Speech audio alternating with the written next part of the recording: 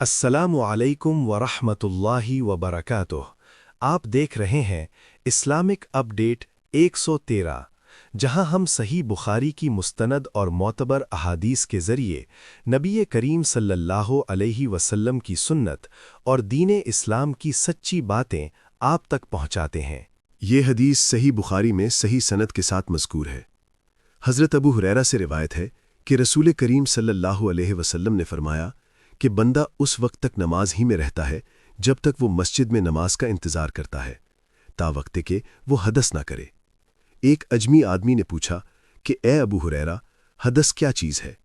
انہوں نے فرمایا کہ ہوا جو پیچھے سے خارج ہو، یعنی جسے عرف عام میں گوز مارنا کہتے ہیں، کیونکہ اللہ تعالیٰ نے فرمایا ہے کہ جب تم میں سے کوئی قضائے حاجت سے فارغ ہو کر آئے تو تم پانی نہ پاؤ تو تیمم کر لو۔ عطا کہتے ہیں کہ جس شخص کے پچھلے حصہ سے یعنی دبر سے یا اگلے حصہ سے یعنی ذکر یا فرج سے کوئی کیڑا یا جوں کی قسم کا کوئی جانور نکلے، اسے چاہیے کہ وضو لوٹائے۔ اور جابر بن عبداللہ کہتے ہیں کہ جب آدمی نماز میں ہنس پڑے تو نماز لوٹائے اور وضو نہ لوٹائے۔ اور حسن بصری نے کہا کہ جس شخص نے اپنے وضو کے بعد اپنے بال اتروائے یا ناخن کٹوائے یا موزے اتار ڈالے، اس پر وضو نہیں ہے۔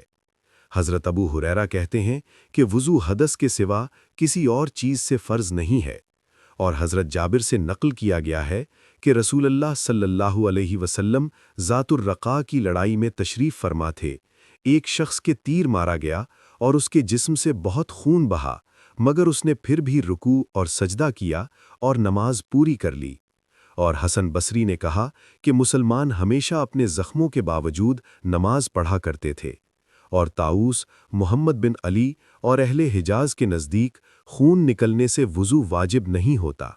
عبداللہ بن عمر رضی اللہ عنہما نے اپنی ایک پھنسی کو دبا دیا تو اس سے خون نکلا، مگر آپ نے دوبارہ وضو نہیں کیا۔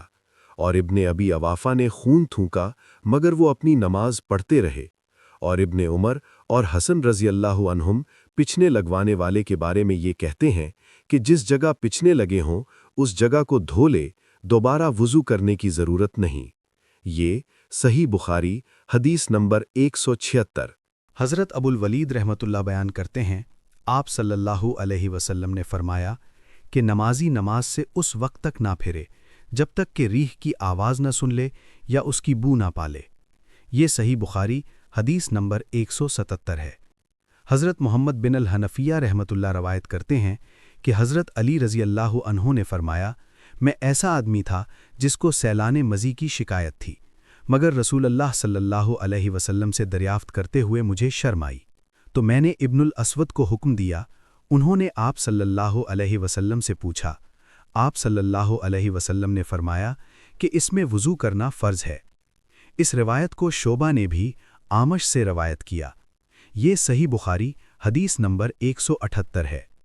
حضرت عطا بن یسار رحمۃ اللہ بیان کرتے ہیں کہ حضرت زید بن خالد رضی اللہ عنہ نے خبر دی۔ انہوں نے حضرت عثمان بن عفان رضی اللہ عنہ سے پوچھا، اگر کوئی شخص صحبت کرے اور منی نہ نکلے، فرمایا کہ وضو کرے جس طرح نماز کے لیے وضو کرتا ہے اور اپنے عضو کو دھو لے۔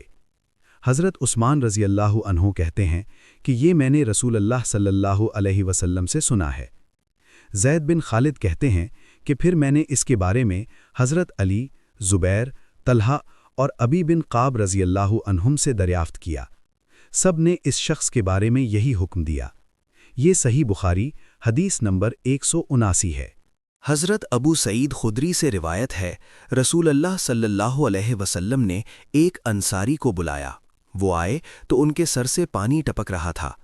رسول کریم صلی اللہ علیہ وسلم نے فرمایا، شاید ہم نے تمہیں جلدی میں ڈال دیا۔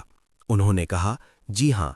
تب رسول اللہ صلی اللہ علیہ وسلم نے فرمایا کہ جب کوئی جلدی کا کام آ پڑے یا تمہیں انزال نہ ہو تو تم پر وضو ہے، غسل ضروری نہیں۔ یہ صحیح بخاری حدیث نمبر 180۔ اسی طرح کی مستند احادیث کے لیے چینل کو سبسکرائب کریں اور اپنی مطلوبہ حدیث کمنٹس میں لکھیں۔